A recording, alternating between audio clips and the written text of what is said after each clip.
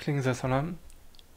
Yol Belet platformynyň täze başlanan Nokot.com gepleşikleriniň ilkinji sany bilen garşyňyzda. Bu Nokot.com'da nämeler ediler?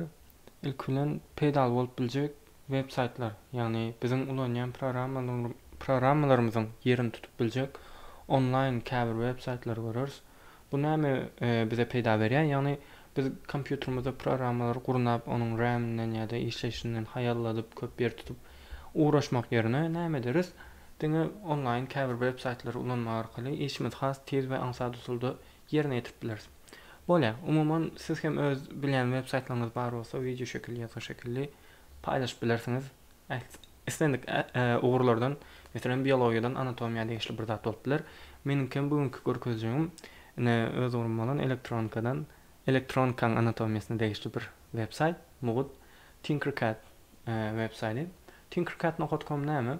O ýerde biz 3 ölçekli ýani 3D dizaynlar çyzyp bilýäs. Ondan daşary men halan zadym, esasan hem size görkezmän dilen zadym. Circuit dizaynlar gurup bilýäs, ýani elektronik dizaynlar düzüp bilýäs. Bular näme bolýar? Meselem Arduino'nun işleşini. Şo ýerde Arduino'nu virtual ýagdaýda ulanyp görüp bilýäs biz. Ähli edýän işler näde? Ýani biz meselem $30, $40, $60 töläp Arduino boardlar satyn almamyza gerek ýok. Mugut ýagdaýda özümiz istendik saat şo ýerde online edip bilýäs virtual ýagdaýda. Ondan daşary mikrokontrollerler bar, ýani chipler bar. Ilkinji meselem AND gate ýaly gate'ler zatlar ulanyp bilýäs. Şolar görmekçi bolýan gep uzatman esasy görkezjek ýerimize geçelim. Temany şeydenin näme dedik web saytymyz tinkercad.com. Geren wagtyňyz e-mailiňiz bilen sign up edýäňiz, girişýäňiz, ondan şu ýerden şular ýan bir sahypa çykýar garşymyza. 3D design ýa circuits ýa code blocks lessons bar. 3D dizaynlarda näme edip bolýar? Biz gaça girip görelim birinji şuly. Şular ýani biziň elimizde bar bolan 3 ölçekli käbir çyzgylar ýa-da figurlar bilen oýnap bilýäs. Meselem men muny näme edip bilerim? Öz daşynda aýlap bilen şular ýa. Munda käm bildirmeýär. Meselem şunu aýlasam ýa-da ýokarlygyna, aşaklygyna bular ýaly aýlap bilen ýa-da şunu ýokaryk çekip meselem muny şonuň aşagyna goýup şular ýaly şekiller edip görüp bilerim men. Umumyň bir ýerde şular ýalykrap çağlar üçin belki has gyzykly bolmagy mümkin munyň. Onun da şar nämeler bar? Circuits bar. Ine biziň esas görmek isleýänimiz şu. Create new circuit diýen meselem täze bir circuit başlaýan. Bu ýerde ne gerek zatdan mülkede. Bu ýer meniň nämem stolumyň üstüde pikredip bilerim. Aslında şu ýerde komponentler bar, basic we all we ýa-da starterler üçin Arduino we microlar we circuit assembly'lar zatlar bar. Bize näme gerek? All diýelim, hemmesini görelim. Hemme gurallar şu ýerde. Ene resistor var, capacitor var. Näme gerek bolsa? Capacitor diýelim. Keň görmek. Indi meselem bize näme gerek? Başda diýelim bir Arduino alalyň. Ýa-da breadboard alalyň. Meselem näme ders? Şu ýere bir breadboard goýalyň. Bolýar. Ýanyna da bir san Arduino goýalyň meselem. Arduino öz näme gelýär? Ene bul towaş atyl gelýär. Arduino ene şular ýalyksat. Onsoň meselem şunu ulandyryň. Ekran sazladyk. Indi näme edeliň? Şunda bir kiçiräjik bir zat işledip görelim Arduino'da. Meselem men bir ışığı ýakyp söndüreýin Arduino bilen. Bir LED lampa alaýyn, kiçik ışık alaýyn. Meselem nere? Şu ýere goýaýyn. Hatta şu ura bir şu ýere goýaýyn meselem. Şu ýere goýan. Indi mende näme bar? Bir tarapy katod, bir tarapy anod. Katod nere gitmeli? Ground'a, ýani minus tarapy. Ýani meniň katodum Arduino'da nere gidýär? Ground'a gidýär. Meselem bu analog ýa, analogda digital tarapy bolanyň. Belki Arduino tutorialym ýetdiler. Onsoň muny näme gelýär meniň? Uzun tarapy tok gelýär. Aslında muň detalyna girmeye gerek ýok. İşleşim görkezjek bolan. Tok geljek bolsa muňa da birinji resistor goýarys. Hatta resistor goýalyň. Resistor şu ýerde dursun, bu uzunrak bolýar eken resistorlar. Şun aşağı tarap alaýyn men, şu ýere alaýyn. Resistor arasında şular ýalykrak bolup dursun. Şuna gelýän ýerden. Indi meselem niden alalyň? 13 dönem şuna bir san näme alaýyn men? Ene berdenim gelýän meňde etamile ýa-da tok şundan gelýär muňa, lampamy. Bolýa endi men näme dip bilýän bu ýerde başga? Arduino'nun koduny ýazyp bilýän. Meselem, şular ýalykrak bir näme bar özüniň. Bloklar arkaly edip bilýän. Näme diýe? LED height diýe, 1 sekund garaş diýe, soň load diýe. Näçe görelim. Ene çıra ýanýa ötçe, 1 sekund aralykda ýanýa ötçe. Ene şeýle men kod ýazmagy bilmeýän bolsam bloklarny bilýän. Ene şunu tersine ýerine mütküdip biler. Meselem şuna 1 sekundda 5 sekund diýin. Bu nämedir? LED yanar 5 sekund garaşar. Ondan nämedir?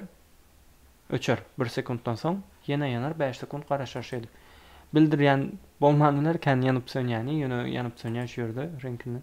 Ýa-da men şunu tekst görnüşinde ýazyp bilen continue diýen.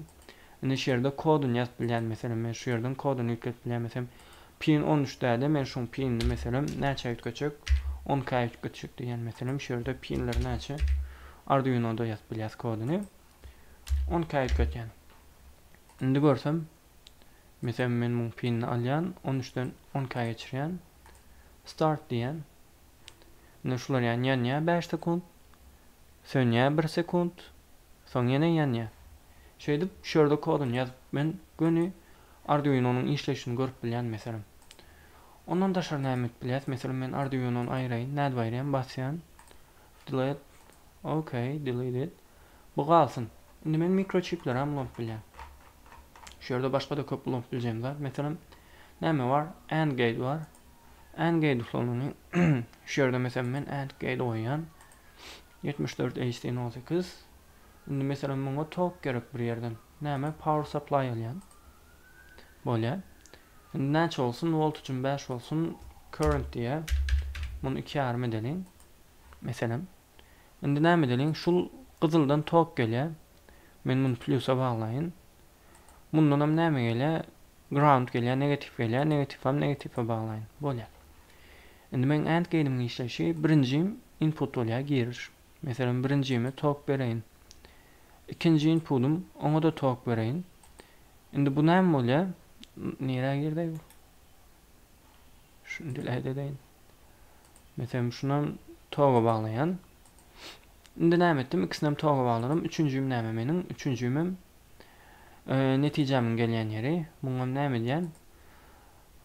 Bu tarawyny ground'a baglayan. Indi şular ýany işlesem men şunu ýmezdir. Aslında lampany ýakmaly. Start diýen, ne lampa ýandy ýöne näme diýdi maňa? Bir zatda ýalňyşlyk berdi. Aşa köp tok gördüm öýden. Şoň üçin soň näme diýen bäri gelýär. Meselem men muny ýetgedip bilýän 3,5 volt bereýin meselem. Start diýen ýende ýandy. 1 minut. Näme ýalňyş etdik biz?